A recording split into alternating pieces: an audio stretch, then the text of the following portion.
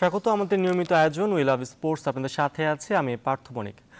দর্শক, আপনারা জানেন আমরা প্রতিনিয়তই আমাদের প্রতিটি পর্ব আমরা চেষ্টা করি দেশের ক্রীড়াঙ্গনের বিভিন্ন আলোচিত এবং সম্ভাবনাময় নানা দিক নিয়ে সাজাতে। তো সেক্ষেত্রে আমরা ক্রিকেট ফুটবলের ভিড়ে আজ উই লাভ স্পোর্টসের বিষয় নির্ধারণ করেছি রোলার স্কেটিং। স্টুডিওতে আজ আমাদের সাথে উপস্থিত আছেন বাংলাদেশ রোলার স্কেটিং ফেডারেশনের সাধারণ সম্পাদক আহমেদ আসিফুল হাসান ও জাতীয় দলের প্রধান প্রশিক্ষক আশরাফুল আলম মাসুম। আপনাদের স্বাগত আমাদের অনুষ্ঠানে। ধন্যবাদ। কেমন আছেন? আমরা ভালো আছি, আপনারা ভালো? হ্যাঁ, আচ্ছা।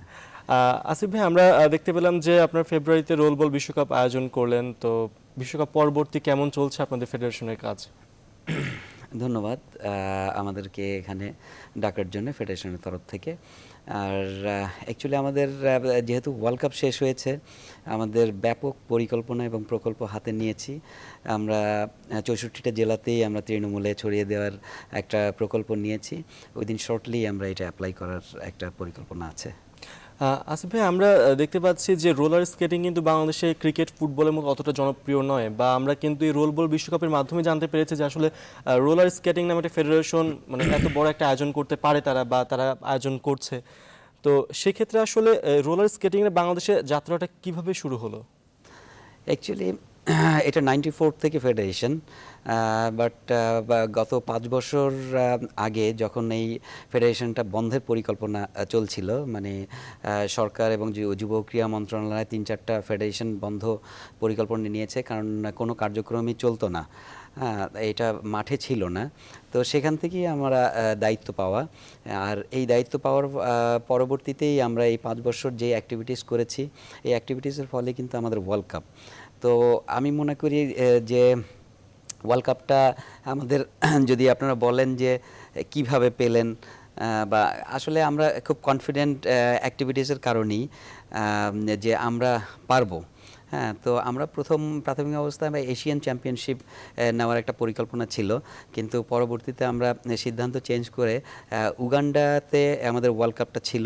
সেই উগান্ডা মানে তারা করবে না বলেই কিন্তু আমাদের এই দেশেই এটা এসছে, এবং আমরা অ্যাপ্লাই করি, এবং ওয়ার্ল্ড ফেডারেশন যারা আছেন তাদের যে রিকোয়েজিশন ছিল যে কি কি করতে হবে বা আমরা কি কি মানে দেব, এইগুলো ফুলফিল করার ফলেই কিন্তু আমাদের দেশে ওয়ার্ল্ড কাপটা নিয়ে আসার মানে সক্ষম হয়েছি। আসিফ ভাই, আপনি বলছিলেন যে 5 বছর আগে আসলে ফেডারেশন বন্ধ হয়ে যাবে একটা উপক্রম হয়েছিল। তো উপক্রমটা কেন হয়েছিল, মানে পেছনের কারণটা আসলে কি ছিল? পেছনে কোনো কারণই নাই, কারণ কি সরকার বা যুব ক্রীড়া মন্ত্রণালয় সবসময় যেটা দেখে যে কোন কোন ফেডারেশন কার্যক্রম আছে বা কার্যক্রম একবারই বন্ধ, শুধু অফিস দিয়ে প্রতি বৎসরে যেই টাকাটা অনুদান দেয়, সেই অনুদান দিয়ে কোনো আউটপুট যখন না পায়, স্বাভাবিক ওয়েতেই একটা পরিকল্পনা হয় যে বন্ধের পরিকল্পনা। তো সেখান থেকেই কিন্তু তাদের একটা পরিকল্পনা নেওয়া যে এটা বন্ধ করে দেবে। তখনই আমাকে দায়িত্ব দেওয়া হয় এবং 6 মাসের একটা ক্যালেন্ডার দেওয়া হয়। এই 6 মাসের ক্যালেন্ডার আমরা ফুলফিল করার ফলেই কিন্তু পরবর্তীতে নির্বাচন করে আমরা এই পদে এসেছি, এবং আমরা সুন্দরভাবে যেই অ্যাক্টিভিটিসগুলো করেছি তার ফলশ্রুতিতেই আমরা এই ফেডারেশনটাও টিকে গেছে। এবং আমরা আপনারা দেখেছেন যে গতকাল আমরা সর্বোচ্চ যে সম্মান মাননীয় প্রধানমন্ত্রীর হাত থেকে নিয়েছে, যে আমাদের প্লেয়াররা নিয়েছে, তা আমি মনে করি আমাদের টোটাল ইভেন্ট এবং টোটাল ফেডারেশন এবং সমগ্র জাতি একটা সম্মানিত হয়েছে। আসিফ ভাই, আপনার কাছে আমি আবারও আসবো। আমি একটু মাসুম ভাইয়ের কাছে যেতে চাচ্ছি যে মাসুম ভাই, আপনি তো জাতীয় দলের প্রধান প্রশিক্ষক। তো এর আগেও দীর্ঘদিন যাবত আপনি কোচিংয়ের সাথে জড়িত। তো সেক্ষেত্রে বাংলাদেশে তরুণদের মাঝে খেলাটি নিয়ে আপনি উৎসাহ কি পরিমাণে দেখছেন? অ্যাকচুয়ালি আপনার রোলার স্কেটিং কিন্তু একটা প্রচুর উত্তেজনাপূর্ণ একটা খেলা এবং খুব এক্সাইটিং একটা খেলা। বিশেষ করে তরুণদেরই কিন্তু এটা বেশি আকৃষ্ট করে। সেই ক্ষেত্রে আপনি হয়তো দেখবেন যে যেখানেই যাবেন রোলার স্কেটিংয়ে কিন্তু একটা চর্চা শুরু হয়ে গেছে। স্পেশালি আমাদের ওয়ার্ল্ড কাপের পরে যে একটা আমাদের জোয়ার আসছে, সব জেলায় জেলা থেকে আমাদের ফোন আসতেছে আমরা কখন রোলার স্কেটিং নিয়ে ওখানে কার্যক্রম শুরু করব। সেক্রেটারি সাহেব বললেন যে 64 জেলায়, এটা কিন্তু ওই সেটারই একটা ধারাবাহিকতা যে আমরা রোলার স্কেটিং নিয়ে সব জায়গায় যেতে চাচ্ছি, এই জন্য যে সবার আগ্রহ এটার প্রতি জন্মেছে। মাসুম ভাই, আমি যতটুকু শুনেছি, আমরা প্রোগ্রামের আগেই কথা বলছিলাম, তো সেখানে আমি শুনতে পেলাম আপনি দীর্ঘদিন যাবৎ কোচিংয়ের সাথে জড়িত, ভারতে আপনি কোচিং করেছেন। তো সেক্ষেত্রে বাংলাদেশে এখন আপনি জাতীয় দলের দায়িত্ব নিয়েছেন। তো আমাদের পার্শ্ববর্তী দেশ ভারতের সাথে বাংলাদেশের আসলে যদি আমি তুলনা করি তো সেক্ষেত্রে আমাদের অবস্থানটা আসলে কোথায়? আসলে ভারত বাংলাদেশের ভাবে তুলনা করে এখন আমরা চলছি না, আমরা আসলে ওয়ার্ল্ড স্টেজ লেভেলে তুলনা করে আমাদের চলতে হবে, কারণ যেহেতু আমরা একটা টাস্ক নির্ধারণ করেছি ফেডারেশন থেকে যে আমরা একটা পর্যায়ে যেতে হবে, যে এটা নাকি আপনার বাংলাদেশকে আমরা ওয়ার্ল্ডের সর্বস্তর শিখরে নিয়ে যেতে পারি। সেই পর্যায়ে যদি আমরা না যেতে পারি তাহলে শুধুমাত্র ভারতকে যদি আমরা ফলো করি তাহলে আমাদের কিন্তু আমাদের সেই ইয়ে আসবে না। তবে সেক্ষেত্রে আমি যদি বলি যে ভারতের যে সিস্টেমে এগোচ্ছে তারা, তো বাংলাদেশের সিস্টেম বা বাংলাদেশের প্রক্রিয়া, আমরা যে প্রক্রিয়াগুলো নিচ্ছি বা প্ল্যানগুলো নিচ্ছি সেগুলো কি সঠিক পথে রয়েছে বলে মনে করছেন? হ্যাঁ, আমি মনে করি একটা ভালো একটা পর্যায়ে চলছে। স্পেশালি বর্তমান যে কার্যনির্বাহী কমিটি, আমাদের সেক্রেটারি এবং আমাদের সভাপতি, তারা কিন্তু আমি যেই ফর্মুলাটা দিচ্ছি সেটাই কিন্তু অ্যাকসেপ্ট করতেছে, এবং তারা আমাকে বিলিভ করে যে আমি যদি যেই কাজগুলো আমি করতে চাচ্ছি, যেটা আমার দরকার আমাদের খেলোয়াড়দের একটা ভালো পর্যায়ে নিয়ে যাওয়ার জন্য, সেটা কিন্তু আমাদের সেই সুযোগগুলো দিচ্ছে। এবং সেই জন্যই কিন্তু আজকে আপনারা হয়তো দেখবেন আমাদের মাঠে গেলে রাত 10টা পর্যন্ত কিন্তু প্র্যাকটিস চলে, সেই সকাল থেকে শুরু রাত 10টা পর্যন্ত কোনো না কোনোভাবে আমরা কিন্তু মাঠকে বিজি রাখতেছি এবং কোনো না কোনো কার্যক্রম আমরা চালাচ্ছি। এবং আমার মনে হয় যে যেই পরিকল্পনা আমাদের আছে, আগামী 2 বছরে আমরা স্পেশালি রোল বলে আমরা বিশ্ব চ্যাম্পিয়ন হতে পারবো, সেটা আমি 100% বলতে পারি। ঠিক আছে মাসুম ভাই, আমরাও এই বিষয়ে কথা বলবো। আমি আসিফ ভাইকে যেতে চাচ্ছি। আসিফ ভাই, আমরা শুনলাম যে এখনকার কার্যনির্বাহী কমিটি বেশ সাপোর্ট দিচ্ছে কোচিং স্টাফ সহ প্লেয়ারদেরকে। তো সেই ক্ষেত্রে আমরা যখন দেখি, বর্তমানে আমরা ফুটবলের কথাই ধরি না কেন, ফুটবল আমরা দেখি যে প্রতি বছর বা নির্দিষ্ট সময় পর পর পায়োনিয়ার লিগ হয় বা অনেক টুর্নামেন্ট হয়, পরে আমরা খেলোয়াড়দের ধরে রাখতে পারি না। তো সেক্ষেত্রে আপনারা যে খেলোয়াড়গুলোকে তৃণমূল থেকে উঠিয়ে আনছেন, তাদের ধরে রাখার বিষয়ে আসলে পরিকল্পনা কি আছে? অ্যাকচুয়ালি আপনার আমাদের বুঝতে হবে যে কনসেপ্টটা কি। কনসেপ্ট এবং ইভেন্টটা হলো আমাদের স্কেটিং।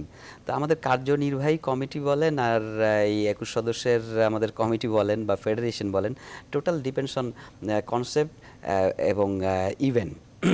তারা কি চাচ্ছে তাদের উপর ভর করেই কিন্তু আমাদের কমিটি, তারা কিভাবে চলবে সেই চাহিদাটার উপরেই আমরা গুরুত্ব দিচ্ছি।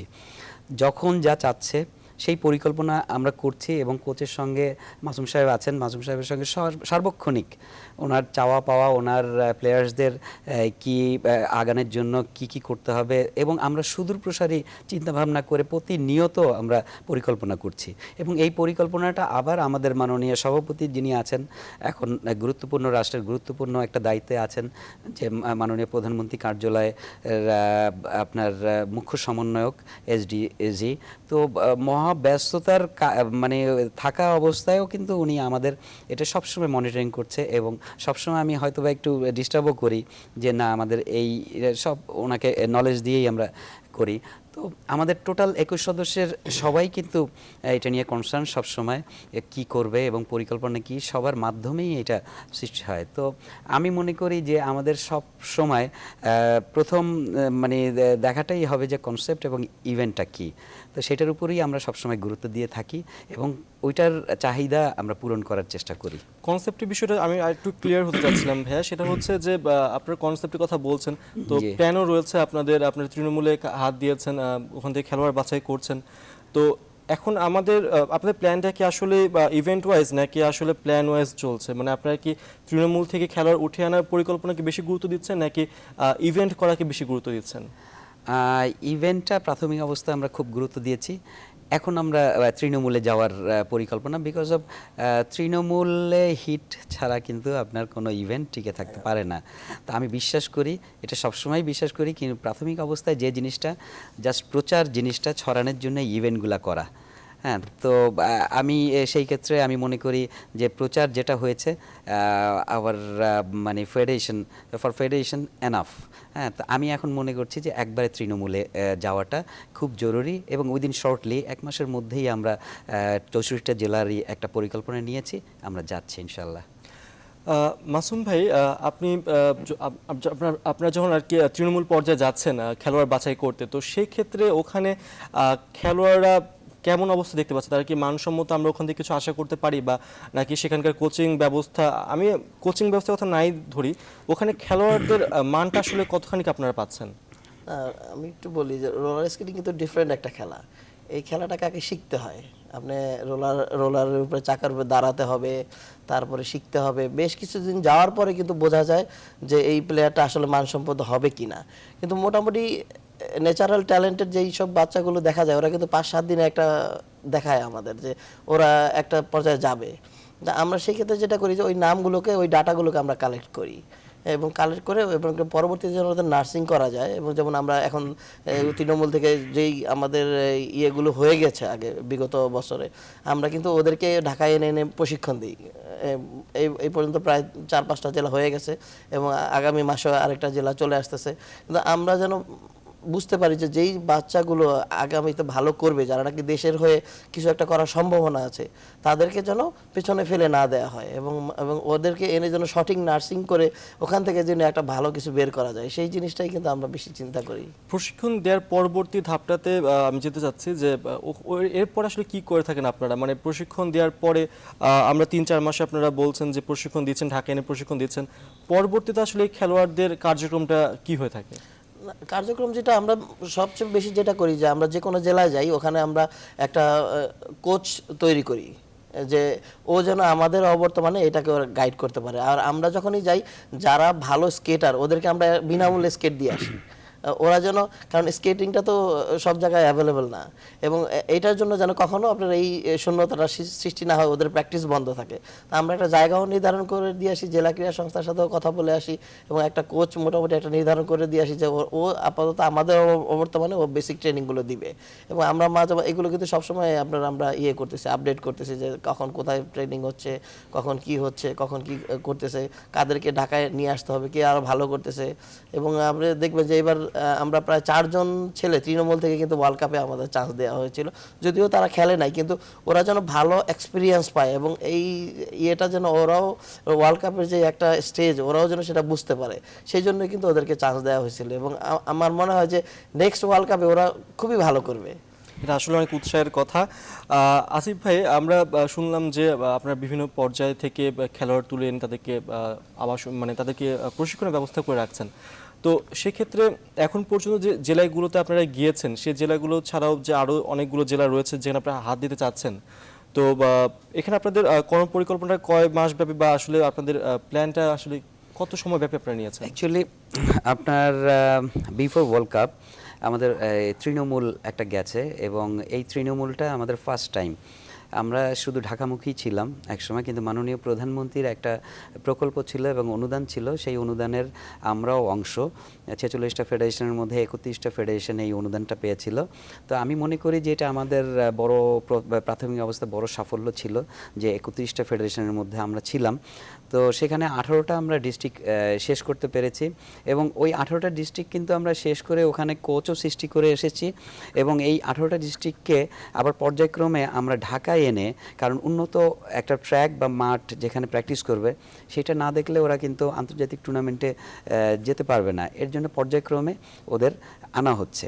তো সামনে 64টা জেলা যেটা পরিকল্পনা নিয়েছি, এটা একটা বড় আমাদের সাপোর্ট দরকার বা স্পন্সর দরকার, সেটারও কাজ চলছে, ইনশাল্লাহ ভালো করবে।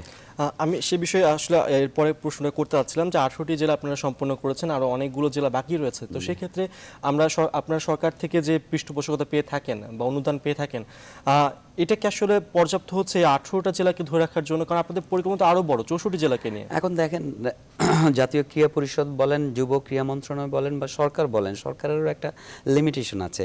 তারপরও যেভাবে আমাদের মাননীয় প্রধানমন্ত্রী একজন স্পোর্টস লাভার, আপনিও জানেন, যিনি সর্বস্ব আমাদের স্পোর্টসের জন্য দিয়ে দিচ্ছেন। গতকালও আপনারা দেখেছেন যে 339 জনকে সম্মানিত করেছেন। তো এটি হিউজ ব্যাপার।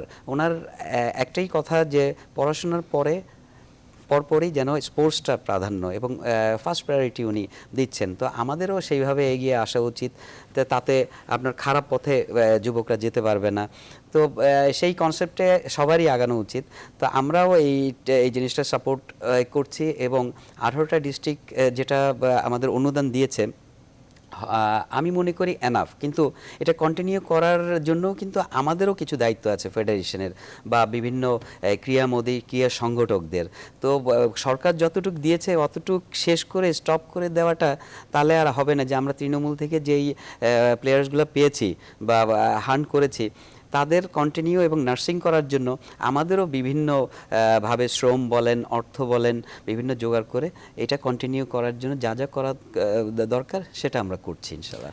আসিফ ভাই, আপনাদের পরবর্তী প্ল্যানটা কি, মানে ট্যুর আমরা শুনেছি আপনারা সামনেই একটা ট্যুরে যেতে যাচ্ছেন ইটালিতে, তো সেই ক্ষেত্রে বাইরের ট্যুর নিয়ে আপনাদের কি কি পরিকল্পনা আছে? আমাদের বাইরের ট্যুরের বা আন্তর্জাতিক টুর্নামেন্টেও অ্যাটেন্ড করার যে পরিকল্পনাগুলো রয়েছে তার মধ্যে আমরা কিছুদিন আগে জাপানের ন্যাশনাল হেড কোচ ওনাকে এনে এক সপ্তাহের একটা ট্রেনিং করিয়েছি, যে আমরা বিভিন্ন আন্তর্জাতিক টুর্নামেন্টে যেন সাফল্য এবং মোটামুটি অ্যাটেন্ড করতে পারি, সেইটারই একটা ট্রেনিং করেছি। ওনার কাছ থেকে টিপসও নিয়েছি এবং বিভিন্ন প্র্যাকটিসের জন্য যে গিয়ার্সগুলো দরকার সেই জিনিসগুলোও ওর কাছ থেকে কিন্তু আমরা ক্রয় করে নিয়েছি।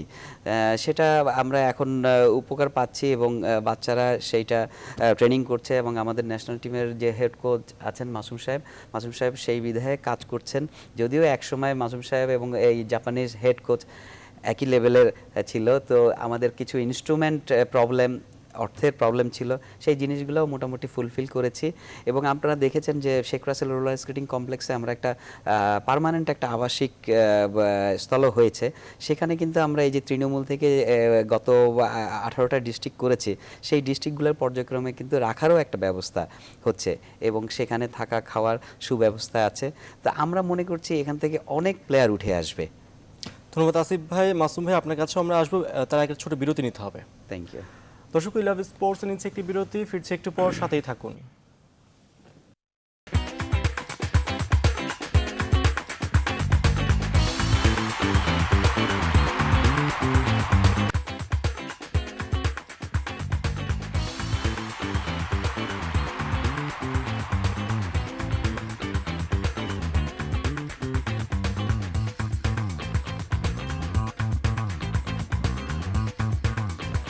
বিরতির পর আবারও স্বাগত। দর্শক, আপনারা দেখছেন উই লাভ স্পোর্টস। আমরা কথা বলছি রোলার স্কেটিং নিয়ে। আমাদের সাথে রয়েছেন আহমেদ আসিফুল হাসান, সাধারণ সম্পাদক বাংলাদেশ রোলার স্কেটিং ফেডারেশন, এবং আশরাফুল আলম মাসুম, জাতীয় প্রধান প্রশিক্ষক Bangladesh roller skating federation. Masum ভাই, বিরতিতে যাবার আগে যে বিষয়ে কথা বলছিলাম, আপনার কাছে আসার কথা ছিল আমার, রোলার স্কেটিং নিয়ে কিন্তু অনেকগুলো আমরা ক্যাটাগরি দেখতে পাই, অনেকগুলো ফরম্যাটে আসলে খেলাটি হয়ে থাকে।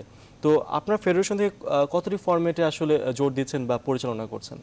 আমরা তো রোল বল করতেছি, সবাই জানে, আর স্পিড স্কেটিং, তারপর রোলার হকি শুরু হবে কয়েকদিনের ভিতরে, আর একটা হলো আপনার এই যে পেয়ার স্কেটিং, আপনার যেটা ডান্স এর মতো বলে, এটা আর কি আর্টিস্টিক টাইপের আর কি, সেটা ডান্স স্পোর্টস এগুলি সব মিলিয়ে। এই জিনিসটা আমাদের এখনো আয়ত্তে নাই। আমরা ওয়ার্ল্ড ফেডারেশনের সাথে কথা বলেছি, ওরা আমাদের কয়েকজন কোচ পাঠাবে, সেটা আসলেই আমরা এটা শুরু করে দিব। আমরা রোল বলের জন্য দেখতে পেয়েছি যে অবকাঠামো তৈরি আছে, তারপর আপনারা স্পিড স্কেটিং যেটা বলছেন সেটার জন্য আমরা অবকাঠামো তৈরি আছে দেখতে পেয়েছি। তবে বাকি যে দুটো ইভেন্ট বললেন সেটা হচ্ছে গিয়ে একটা হচ্ছে ড্যান্সের উপর যেটা বলছেন, এবং একটা হচ্ছেন যে হকি, তো এই দুটোর জন্য কি আমাদের অবকাঠামো প্রস্তুত? হ্যাঁ, ওইটা ডান্সের জন্য সেম ফিল্ড ব্যবহার হয়, রোলার হকির জন্য কিন্তু সেম ফিল্ডে ব্যবহার হয়। এই জন্য আমাদের আর কোনো সমস্যা হবে না। ওই যেটা রোলার স্কেটিং কমপ্লেক্স নাম দেওয়া হয়েছে আমাদের এই জন্যই, মাল্টিপারপাস খেলাগুলো এখানে চলবে আমাদের, এই জন্য। তো সেক্ষেত্রে এখন যে প্লেয়ারগুলো আসছে তারা কি মানে শুধু কি রোল বলের উপরে জোর দিয়ে আসছে, নাকি অন্যান্য সেক্টরগুলো বা অন্যান্য ফরম্যাটগুলোতে তাদের নজর রয়েছে? না, আমরা প্রথমে যেটা করি আর কি, আমরা প্রথমে স্পিড স্কেটিং এর উপর আমরা করি। আমাদের সাফল্য কিন্তু ধারাবাহিকতা রোল বলে এই জন্যই আসছে। আমরা প্রচুর আক্রমণাত্মক খেলা খেলি, কারণ আমাদের প্লেয়াররা সবাই স্পিড স্কেটার। হ্যাঁ, রোল বলের যে স্কেটারগুলো মেইনলি আসে রোল বলে, তারা কিন্তু কেউ অন্যটা রোলার হকি খেলে, কেউ রোল বল খেলে, রোল বলই শুধু খেলে। কিন্তু আমরা যেটা করি, আমরা আমাদের প্রতিটা খেলোয়াড়দের প্রথমে স্পিড স্কেটিং শেখাই। স্পিড স্কেটিং শেখালে যেটা হয় যে আমরা প্রচুর আক্রমণ করতে পারি, কাউন্টার অ্যাটাকগুলো হয়, এই জন্য কিন্তু আমাদের বাংলাদেশের সাফল্য এইবার আসছে। এবং আমাদের ওয়ার্ল্ডের মধ্যে বেস্ট, আমাদের যে এখন ওয়ার্ল্ডের বেস্ট প্লেয়ার আমাদের হৃদয় হাসান, ও কিন্তু স্পিড স্কেটার, ও 3বার ন্যাশনাল চ্যাম্পিয়ন। এবং আপনি দেখবেন যে এই জন্য আমরা এই প্র্যাকটিসটা বেশি করি।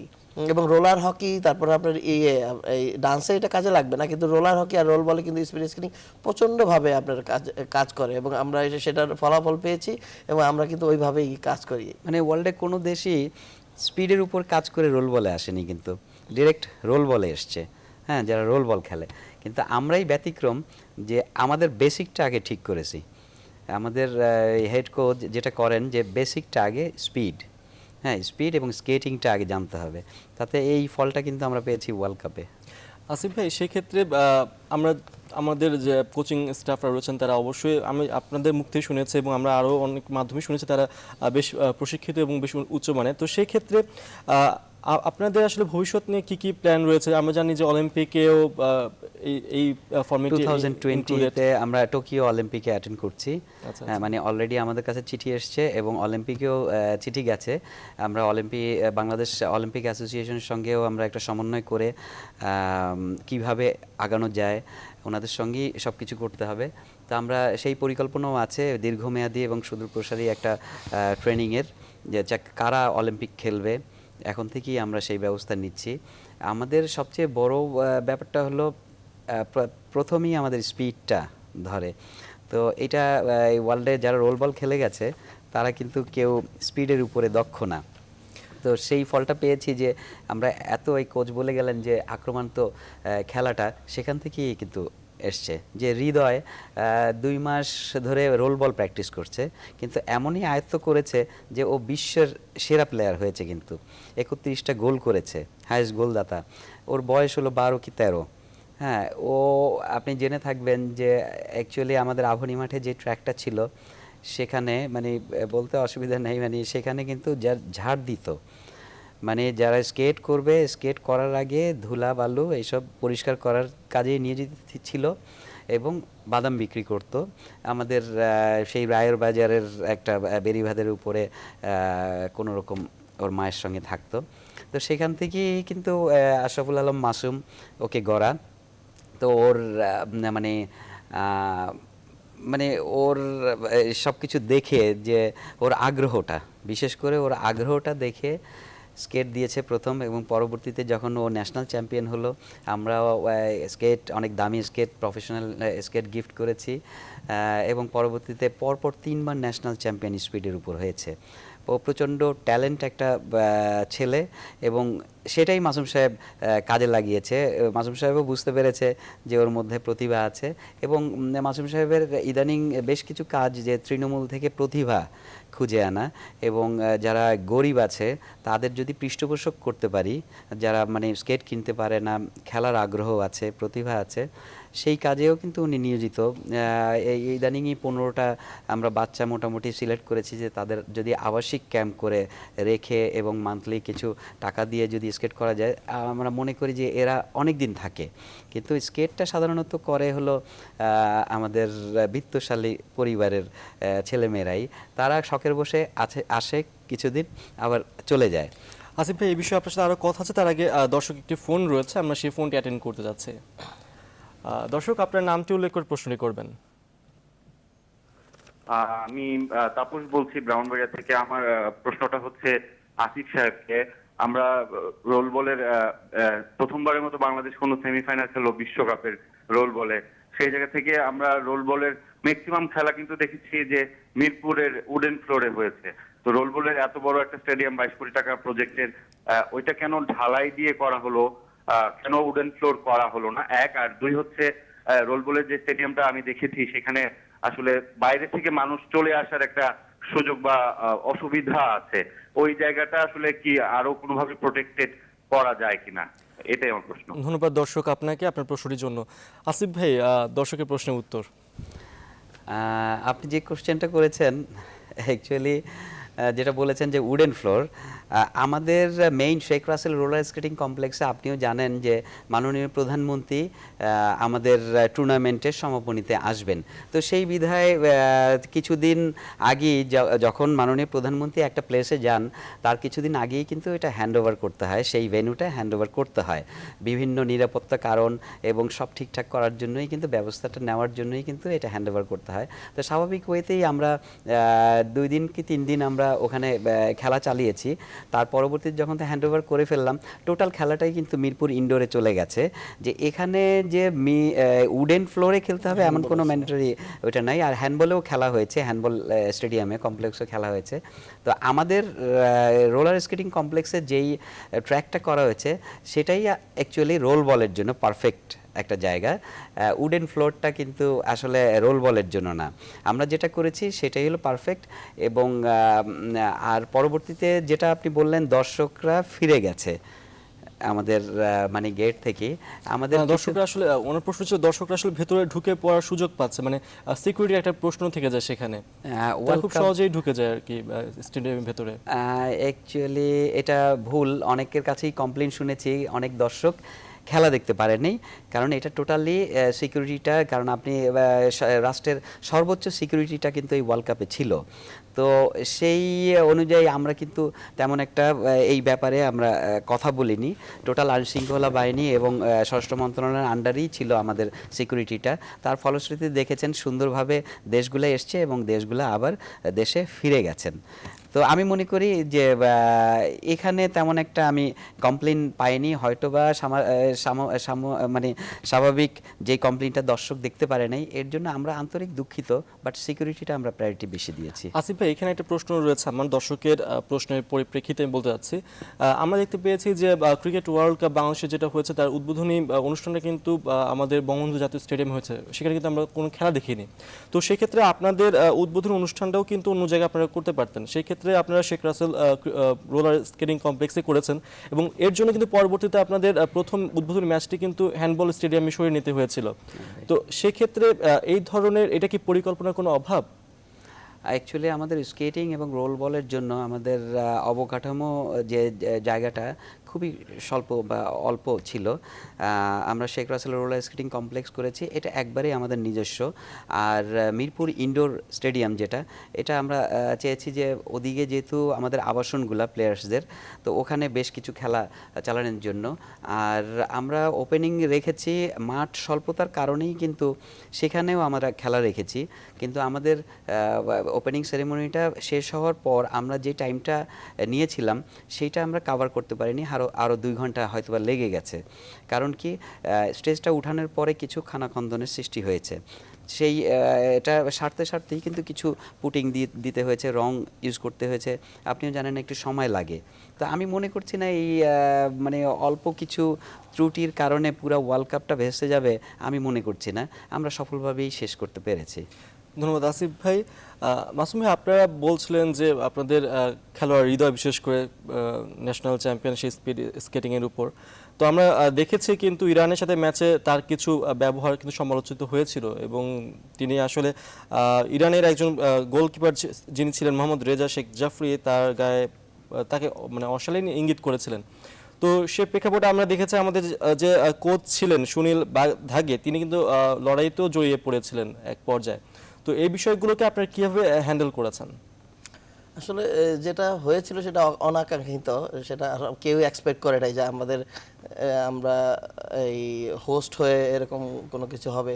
কিন্তু আপনার খেলা দেখবেন, আপনারা হয়তো মনে করেন যে খেলার টেকনিক্যাল জিনিস আপনারাও কিন্তু অনেক যেটা দেখা যায় সেটাই দেখেছেন, কিন্তু ওখানে কিন্তু ইরানের প্লেয়াররা আমাদের প্লেয়ারদের ফিজিক্যালি এমনভাবে আঘাত করেছে, এমন এমন জায়গায় এমনভাবে, সেটা কিন্তু মনে করেন যে একটা এমন অসহনীয় পর্যায়ে পড়ে যাওয়ার পরেই কিন্তু এইরকম একটা ঘটনার সৃষ্টি হয়েছে। এবং মনে করেন যে এই আমাদের হৃদয় যেটা করেছে সেটা তো একদম ছোট একজন, ওই ধরনের টেম্পারমেন্ট ছিল না আসলে। এরা তো আপনারা শুনেছেন যে ও মাত্র 13 বছর বয়স, ওই ধরনের ছিল না। আর মেইনলি কিন্তু ওরা আমাদের খেলার উপরে স্টাডি করেছিল যে আসলে কোন ছেলেটাকে মনে করেন যে ওইভাবে মেন্টালি টর্চার করলে করলে যে ও মনে করেন খেলাটা পারফরমেন্স করতে পারবে না, এরকম 2টা ছেলেকে ওরা আটকে ফেলছে আমাদের। এবং আমাদের গোলকিকেও প্রচুর আঘাত করেছে তারা, আমাদের বাচ্চাদের প্রচণ্ড রকম আঘাত করেছে। এবং সবচেয়ে মজার ব্যাপার হলো রেফারি এই জিনিসগুলোকে কিভাবে কি করছে, কারণ ইন্টারন্যাশনালি আপনার ছিল, আমরা এই ব্যাপারে কোনো হাত অ্যাকচুয়ালি মাঠে এই জিনিসগুলো একবারই করা উচিত না আমি মনে করি। তারপরে যে জিনিসটা হয়েছে ইন্টেনশনালি হয়নি, এটা একটা ইমোশনালি হয়েছে। যেহেতু সুনীল আমাদের কোচ ছিলেন, একটা ইমোশন কাজ করেছে। আমাদের বেস্ট যে প্লেয়ার ছিল হৃদয়কে খেলার মধ্যেই কিছু প্রহার করেছে ইরান দলের বেশ কিছু, যে ওরা জানে যে হৃদয়কে আটকাতে পারলে এবং মেন্টালি শারীরিক শারীরিক টর্চার করলে হয়তোবা টিমটা দমবে। তো সেই জিনিসটা অ্যাপ্লাই করেই কিন্তু ওরা সাকসেস হয়েছে আমি মনে করি।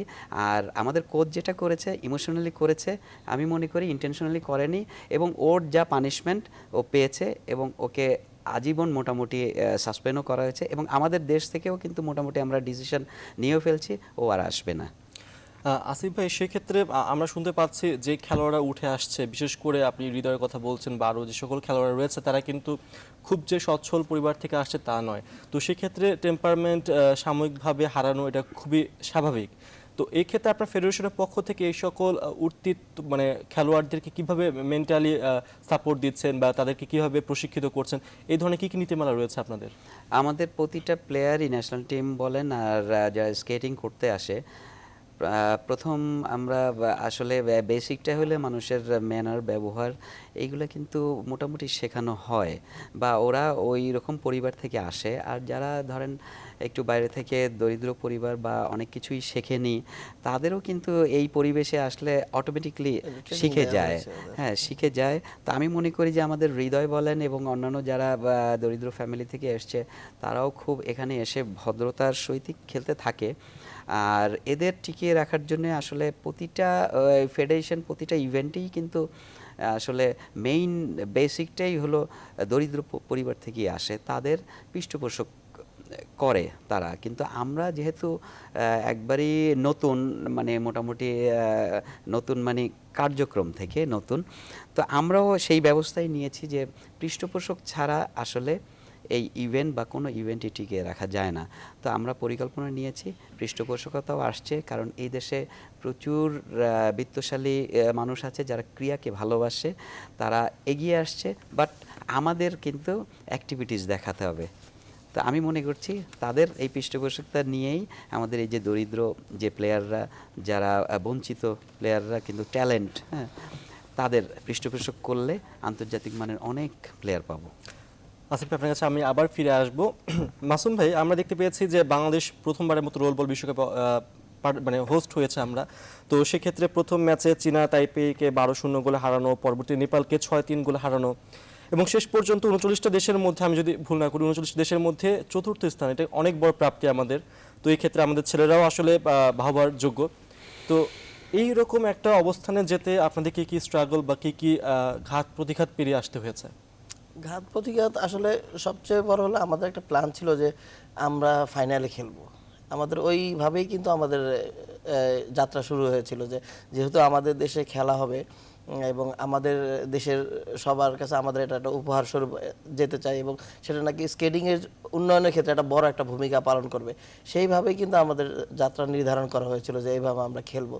কিন্তু পরবর্তীতে আপনার ট্রেনিংটা আসলে আমাদের এই ফিল্ড, যেমন আছে বললো যে আমাদের ওই মাঠে কাজ শুরু হয়ে গেল। তারপরে আপনার যেই 3 মাসের ট্রেনিং আমরা নির্ধারণ করেছিলাম, সেখানে 1.5 মাস আবাসিক ছিল আমাদের, আর 1.5 মাস কিন্তু আমাদের বাইরে বাইরে করে এখানে ওখানে করে ফিজিক্যাল কলেজে মোহাম্মদপুরে বেশি কিছু করানো হয়েছিল। তো এইভাবে আমাদের ট্রেনিংটা শুরু হয়। কিন্তু আপনার এই মেইন যে একটা লং টার্ম যেই ট্রেনিং, সেটা কিন্তু আমরা বাচ্চাদের দিতে পারিনি। হ্যাঁ, আবার মনে করেন যে দেখা গেছে এই আমাদের মেয়ে দলের গোলকিপার পা ভেঙে গেছে, আমাদের পুরুষ দলের 2-1জন যেটা মূল্যবান খেলোয়াড়, ওরা আহত হয়েছিল। এই জিনিসগুলো আমরা রিকভারি করতে পারিনি। তো ট্রেনিং আমাদের ভালো হয়েছিল, কিন্তু মনে করেন যে যেখানে যে আমাদের যেই লক্ষ্য সেটা আমরা অর্জন হয়তো করতে পারিনি। কিন্তু চতুর্থ প্লেস সবাই বলে যে অনেক ভালো, কিন্তু আমরা আসলে স্যাটিসফাইড না। অ্যাকচুয়ালি বাঙালি যেত, বাঙালি যেতে প্রধান অস্ত্র হলো ইমোশন। ইমোশন ছাড়া 9 মাসে কিন্তু আমরা স্বাধীনতা পেতাম না। তো সেখান থেকেই কিন্তু আমাদের সব কিছু, প্রতিটা ডিপার্টমেন্টে কিন্তু ইমোশনটা প্রথমে অ্যাপ্লাই করে। তা আমরা কনফিডেন্ট এবং আত্মবিশ্বাস এবং ইমোশনটা বেশি ছিল। তো আমরাও মনে করেছি যে আমরা ফাইনাল খেলবো। আসলে কিভাবে খেলবো আমরাও অনেক সময় এজম্পশন বা হিসাব করিনি, কিন্তু আমাদের একটা কনফিডেন্স ছিল আমরা পারবো। হ্যাঁ, ঠিকই আমরা 1.5 মাস যে আবাসিক এবং যেভাবে তারা প্র্যাকটিস করেছে, তাতে দেখেছেন যে চতুর্থ স্থানে, এবং আমরা আরেক স্টেপ গেলেই কিন্তু ফাইনালিস্ট হতে পারতাম।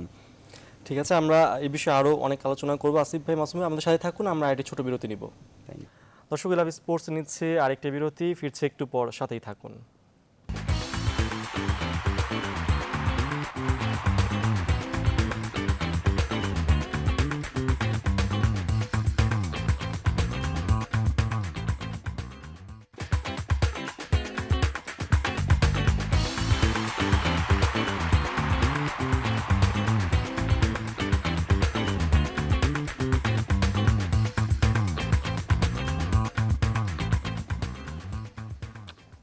দর্শক বিরতির পর আবারও স্বাগত, দেখছেন উই লাভ স্পোর্টস। আমরা কথা বলছিলাম রোলার স্কেটিং নিয়ে। আমাদের সাথে রয়েছেন বাংলাদেশ রোলার স্কেটিং ফেডারেশনের সাধারণ সম্পাদক আহমেদ আসিফুল হাসান এবং জাতীয় দলের প্রধান প্রশিক্ষক আশরাফুল আলম মাসুম।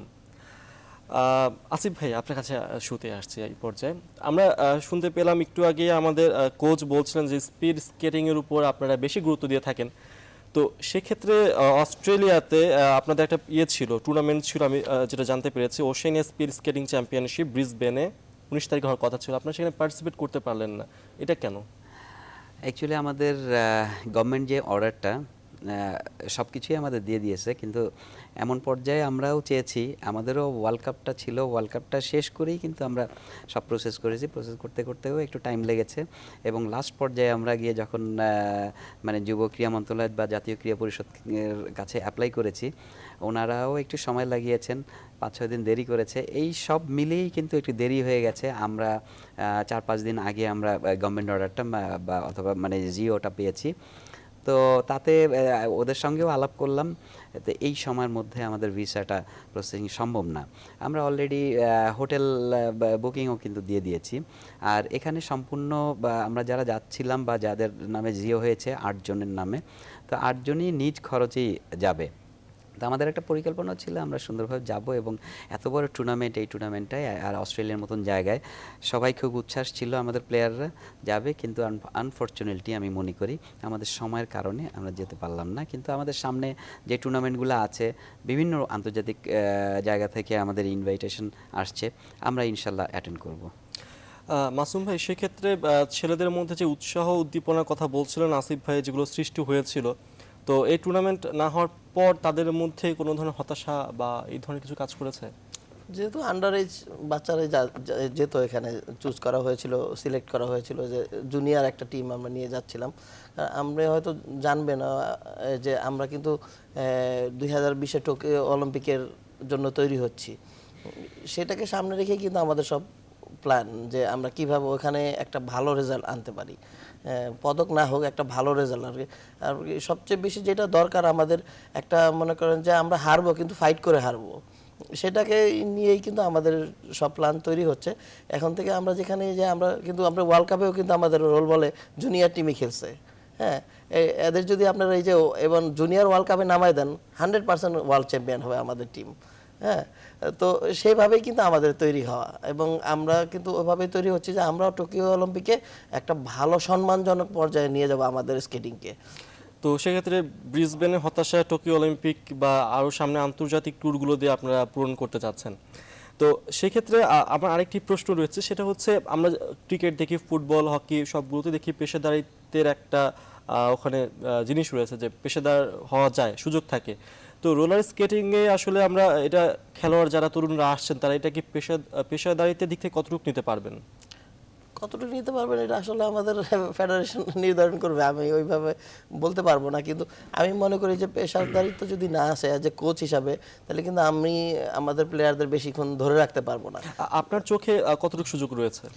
সুযোগ আছে এবং আমি মনে করি যে এখন যে প্রেক্ষাপটে যে প্ল্যাটফর্ম তৈরি হয়েছে আমাদের এই ওয়ার্ল্ড কাপের পরে, কারণ ওইটাকে বেস করেই কিন্তু আমাদের সব চাওয়া পাওয়া এবং আমাদের সব আশা ভরসা এবং আমাদের ভবিষ্যৎ নির্ধারণ করা, যেভাবে আমরা এগুচ্ছি সব প্ল্যান নির্ধারণ করা। তা আমি মনে করি যে সেভাবে একটা প্ল্যাটফর্ম তৈরি হয়েছে। এখন যদি ফেডারেশন থেকে ওইভাবে সহযোগিতা করা হয়, প্লেয়ারদের ওইভাবে যদি মনে করেন যে মান্থলি একটা আর্নিংয়ের ব্যবস্থা করা হয়, তাহলে আমার মনে হয় যে অনেক অনেক প্লেয়ার বাংলাদেশে আছে। এবং আমি সারা বিশ্বে ঘুরেছি, হ্যাঁ, এই প্রফেশনাল লিগ আমি নিজেও খেলেছি আমেরিকায়। তো আমি মনে করি যে আমাদের বাচ্চারা কোনো অংশে কম না এবং তারা সব জায়গা থেকে সম্পূর্ণ রেডি, আমরা যদি তাদেরকে শুধু একটু এগিয়ে নিতে পারি। সেটা আমাদেরও চাওয়া, যাতে আমাদের ছেলেরা এগিয়ে যায়। তো সেক্ষেত্রে আসিফ ভাই, আপনারা আসলে সরকার থেকে সহযোগিতা পাচ্ছেন, কিন্তু সে একই সাথে বেসরকারি খাত বা বিভিন্ন অঙ্গ সংগঠন থেকে আপনারা কিভাবে বা কি ধরনের সাড়া পাচ্ছেন? আপনি জেনে থাকবেন যে গতকাল আমাদের মাননীয় প্রধানমন্ত্রী গণভবনে দাওয়াত করেছে এবং পুরস্কৃত করেছে। আমি মনে করি যে স্কেটিং জগতে এবং স্পোর্টস জগতে একটা সর্বোচ্চ সম্মান মাননীয় প্রধানমন্ত্রীর হাত থেকে কিছু নেয়া। তো সেখানেও আমি দেখেছি যে বিভিন্ন কর্পোরেট লেভেল এবং যারা সবসময় ক্রীড়াঙ্গনে ডোনেট করে থাকেন, তাদেরও আমাদের নিয়ে একটা উচ্ছ্বাস। তো আমাদের একটা ক্রিকেট আপনি মনে করেন যে একটা প্ল্যাটফর্ম হয়ে গেছে অনেক দিন ধরে। ক্রিকেট আমাদের সব সময় এখন স্বপ্ন দেখায়, ক্রিকেট প্রতিনিয়তই স্বপ্ন দেখায়, পথ চলায়। হ্যাঁ, তো আমি মনে করি যে আমাদেরও সেই প্ল্যাটফর্মটা লাস্ট ওয়ার্ল্ড কাপ, আমরা যেই ওয়ার্ল্ড কাপটা আয়োজন করেছি সেই ওয়ার্ল্ড কাপ থেকে একটা ক্রিয়েট হয়েছে। সেই ক্রিয়েটের ফলেই আমি গতকালই দেখেছি গণভবনে মাননীয় প্রধানমন্ত্রীর ওখানে বিভিন্ন ডোনার বলেন, যা ক্রীড়াঙ্গনে যারা সবসময় ডোনেট করে থাকেন, তারাও যে আগ বাড়িয়ে আমাদের সঙ্গে কথা বলছে এবং খোঁজ খবর নিচ্ছে সামনের পরিকল্পনা কি। তো আমি মনে করছি এটাও আমাদের জন্য বড় পাওয়া, এবং আমি মনে করি তাদের দরজা হয়তোবা আমাদের জন্য খোলা ক্রিকেটের মতন। তো পেশাদারিত্বের দিক থেকে আসলে আমরা বেশ ভালো সম্ভাবনা দেখতে পাচ্ছি রোলার স্কেটিংকে ঘিরে। আসিফ ভাই, আমরা যদি এখন বর্তমান প্রজন্মের কথা বলি বা বর্তমান যে তরুণরা যারা উঠে আসছে তাদের কথা বলি, তো সেক্ষেত্রে আমাদের ঘরোয়া আসরটাও কিন্তু খুবই দরকার। যে আমরা তৃণমূল থেকে খেলোয়াড় বাছাই করে নিয়ে আসছি, তাদেরকে প্রশিক্ষণ দিচ্ছি, শুধুমাত্র বিদেশে তাদেরকে পাঠাচ্ছি, কিন্তু ঘরে কোনো আয়োজন করতে পারছি না। তো সেক্ষেত্রে ঘরোয়া আসর করার ক্ষেত্রে বা কোনো একটা টুর্নামেন্ট করার ক্ষেত্রে বা কোনো একটা লিগ করার ক্ষেত্রে আপনাদের কি কি পরিকল্পনা আছে? আমাদের দেশীয় যে অ্যাক্টিভিটিস কখনো কম নয়, প্রতি সপ্তাহে আমাদের অ্যাক্টিভিটিস থাকে। আমাদের 28 তারিখে আরেকটা টুর্নামেন্ট হচ্ছে এবং প্রতিনিয়ত আমরা টুর্নামেন্ট করে যাচ্ছি। আর জেনে থাকবেন যে 5 বছর দায়িত্বভার নেওয়ার পর 5টা আমি ন্যাশনাল করেছি, যেটা 94 থেকে অনলি 2টা হয়েছে। 17 বছরে 2টা, আর আমি 5 বছরে 5টা ন্যাশনাল করেছি। তা আমি মনে করছি যে এইটাও একটা অ্যাক্টিভিটিসের প্রতিফলন। হ্যাঁ, তো অ্যাক্টিভিটিস এবং ঘরোয়া যেই অ্যাক্টিভিটিসগুলা কখনই থেমে থাকেনি, বিশেষ করে এই 5 বছরে। তো সামনেও ঘরোয়া অ্যাক্টিভিটিস থাকবে এবং আমরা আরও কিছু ক্যালেন্ডার মানে বাড়ানোর পরিকল্পনা আছে, যে প্রতিনিয়ত আমাদের প্রেসিডেন্ট মহোদয়ের ইনস্ট্রাকশন আছে সকাল 8টা থেকে রাত 10টা পর্যন্ত অ্যাক্টিভিটিস থাকবে। তো সেটাকেই আমরা বেশি প্রাধান্য দিচ্ছি। বিভিন্ন টুর্নামেন্টের ফলে, প্র্যাকটিসের ফলে সবসময় স্কেটাররা ব্যস্ত থাকবে। তা আমরা এই ব্যস্ততার জন্য যা যা করণীয়, বিশেষ করে স্পন্সর, বিশেষ করে আর্থিক সাপোর্ট, সেইটাই আমরা একটা ব্যবস্থা করছি এবং বিভিন্ন কর্পোরেট লেভেলে আমরা যাচ্ছি তাদের জন্য। ধন্যবাদ আসিফ ভাই। মাসুম ভাই, আমরা যেটা দেখতে পাচ্ছি খেলোয়াড়রা আসছেন, কিন্তু রোলার স্কেটিং বা যে খেলাই বলি না কেন আমাদের সেখানে কিন্তু অ্যাক্সেসরিজ খুবই গুরুত্বপূর্ণ। তো রোলার স্কেটিংয়ের জন্য যে ধরনের অ্যাক্সেসরিজগুলো দরকার হয়, সেই ধরনের অ্যাক্সেসরিজ কি আপনাদের খুবই অ্যাভেলেবল আপনাদের কাছে রয়েছে, নাকি এগুলা সংগ্রহ করতেও বেশ চ্যালেঞ্জের মুখে পড়তে হয় আপনাদের?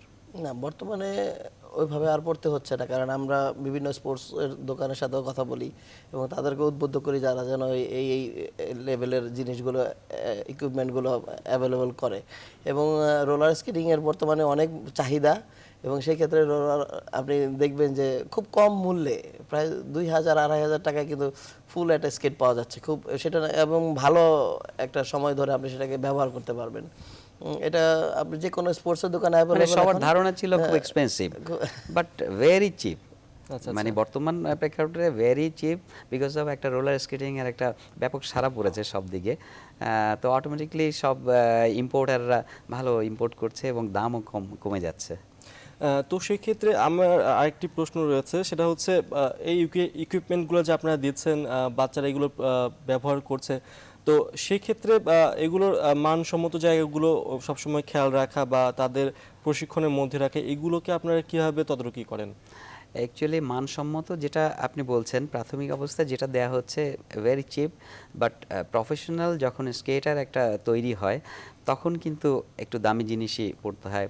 70,000 টাকা, 1 লাখ টাকা, 2 লাখ টাকা সেই ইকুইপমেন্ট অটোমেটিকলি ওইটা কিনতে হয়, নাহলে আন্তর্জাতিক টুর্নামেন্টে অ্যাটেন্ড করতে পারে না, সেই তাল মেলাতে পারে না। তা আমাদের এখন যেই পরিকল্পনাটা রয়েছে, বেশ কিছু ফেডারেশনের স্কেট আনা, যেটা প্রফেশনাল স্কেট বলে, তো সেইটা দিয়েই কিন্তু আন্তর্জাতিক যেই প্লেয়াররা তাদের সাথে তাল মেলাতে পারবে।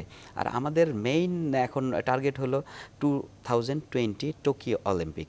সেই টোকিও অলিম্পিকের অলরেডি আমাদের কাছে চিঠি এসছে, অলিম্পিকেও চিঠি গেছে এবং আমাদের বাংলাদেশ অলিম্পিক অ্যাসোসিয়েশনের সাথে এই সমন্বয় করেই আমরা কাজ করব ইনশাল্লাহ।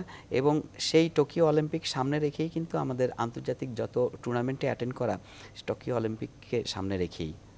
আর আরেকটা আমরা যেটা মোটামুটি ঘরোয়া আলাপ করেছি, এখনও অফিসিয়ালি ডিক্লারেশনে যায়নি, আমরা হয়তোবা জানুয়ারি ফেব্রুয়ারির মাঝে যুব বিশ্বকাপ রোল বল আমরা আয়োজন করতে যাচ্ছি। একটা মোটামুটি প্রাথমিক অবস্থায় একটা সিদ্ধান্ত নিয়েছি, অতি সত্বর বা উইদিন শর্টলি আমরা ডিক্লারেশন যাব।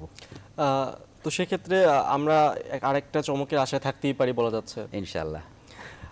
মাসুম ভাই, আপনার কাছে আমার শেষ প্রশ্ন, কারণ সময় খুবই স্বল্প, অনেক কিছু কথা বলার ছিল বাট আমরা খুবই সময় স্বল্প পাচ্ছি। তো সেক্ষেত্রে রোল বল বিশ্বকাপ শেষ হলো, আপনার কাছে এখন সময় রয়েছে, সামনে ইটালি সফর করবেন আপনারা। তো ইটালিতে আপনাদের কি কি স্বপ্ন রয়েছে সেখানকার টুর্নামেন্ট নিয়ে? ইটালিতে আসলে একটা লং ম্যারাথন একটা হবে, সেখানে আমরা যাচ্ছি। তো ওই ধরনের প্র্যাকটিস আমরা, তো আমাদের যে জায়গা কম, রোডে প্র্যাকটিস করতে হবে। প্র্যাকটিস আগামী শুক্রবার থেকে শুরু হবে অফিসিয়ালি। ওই ধরনের ইয়ে নেই, জাস্ট আমরা একটা ফিনিশিং করব, আমরা একটা ভালো টাইম নিয়ে, সেটাই আমাদের 2 ঘন্টার একটা টাইম সেট করা আছে, ওর ভেতরে শেষ করব। কিন্তু আমাদের মোটামুটি আমাদের বাচ্চারা এখন 1.5 ঘন্টার মধ্যে 42 কিলোমিটার শেষ করে। আরেকটু টাইমিং যেন ভালো হয় সেটার জন্য করতেছি। আসিফ ভাইকে ধন্যবাদ দিতে চাই এই জন্য যে উনি বলে ফেললো যুব বিশ্বকাপ। আমি আগে একটু বললাম যে আমাদের যুব বিশ্বকাপ হলে আমাদের বাংলাদেশ এবার যুব বিশ্বকাপে চ্যাম্পিয়ন হবে, সেটা আমি গ্যারান্টি দিয়েছি। সেই জন্যই মনে করেন আমি খুব থ্যাংক ইউ জানাইতে চাই আজকে এই টেলিভিশনের জাতির কাছে, যে আসিফ ভাই আমার স্পেশালি আমার চিন্তাধারণাকে উনি আমাকে বহুত মূল্যায়ন করে, এই জন্য থ্যাংক ইউ। না, উনি দেখেছে যে লাস্ট ওয়ার্ল্ড কাপে আমরা যে ওয়ার্ল্ড কাপটা খেলেছি সবই একবারে বাচ্চা ছেলে, তো উনি ওই জিনিসটাই লুফে নিয়েছে যে এই জিনিসটা যদি যুব বিশ্বকাপে অ্যাপ্লাই করি 100% আমরা চ্যাম্পিয়ন হব, উনি কনফিডেন্ট। তো আমরা কেন না, ওনার পাশে আমরা কেন দাঁড়াবো না? তা আমরা যতটুক সর্বস্ব আমরা মোটামুটি, উনি কনফিডেন্ট যেহেতু এই বাচ্চা নিয়ে চ্যাম্পিয়ন হতে পারবে বা ভালো একটা রেজাল্ট করতে পারবে, আমরা সর্বস্বই আমরা দেবো। ধন্যবাদ আসিফ ভাই, ধন্যবাদ মাসুম ভাই, আপনাদের দুজনকে। আপনারা রোল বল বিশ্বকাপ এবং রোলার স্কেটিং নিয়ে অনেক কিছু আমাদেরকে জানালেন, এবং আমরা আশা করছি যে পেছনে আপনাদের যে অভিজ্ঞতা রয়েছে রোল বল বিশ্বকাপে, সেই অভিজ্ঞতা কাজে লাগিয়ে আপনারা যুব বিশ্বকাপ যদি আয়োজন করে থাকেন বা করেন, সেক্ষেত্রে আরো ভালো ফলাফল আমরা পাবো আপনাদের কাছ থেকে ইনশাল্লাহ। Thank you. দর্শক দেখছিলেন আজকে আমাদের উই লাভ স্পোর্টসের পর্ব। আমরা কথা বলছিলাম রোলার স্কেটিং নিয়ে, কথা বলছিলাম বাংলাদেশের এতে সম্ভাবনা এবং আমাদের যেসব সাফল্য রয়েছে সেসব নিয়ে কথা হয়েছে। আমাদের সাথে উপস্থিত ছিলেন রোল বল স্কেটিং ফেডারেশনের সাধারণ সম্পাদক, ছিলেন জাতীয় দলের প্রধান কোচ। তারা কথা বলেছেন কি কি পরিকল্পনা হতে পারে বা কি কি সম্ভাবনা আমরা দেখতে পারি। তো আজ এই পর্যন্ত, আগামীকাল ঠিক একই সময় দেখা হবে, সেই পর্যন্ত ভালো থাকুন।